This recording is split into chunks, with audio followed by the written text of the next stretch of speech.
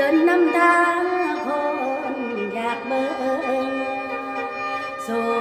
สักสีบ่มีเงินคือมาลำบัวลองคนมองข้ามบ่อยากเห็นโอ้ยคนมองข้ามบ่อยากเห็นโอ้ยเด้อนอโอ้ยโอ้ยเด้อนอ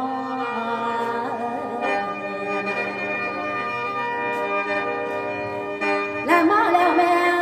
สาวมาลำมาแล้วมาได้แนวมาดใหม่แต่นางจากหายไปลาวงการเลยกลมไปงมสู่อยู่ให้นาจำได้บ่น้อแม่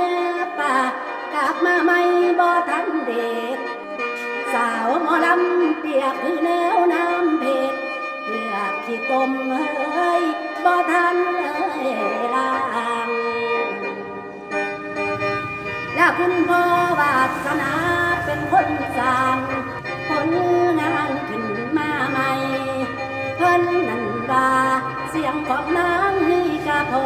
ใส่ได้มาลำให้อีกเทื่อสองละซอยในเด้อพวกพี่น้องให้ซอยทรงเป็นแรงใจให้นางเศร้าทางลำนางบ่เศร้าซาแล้วสิลำไปจนเท่าแก่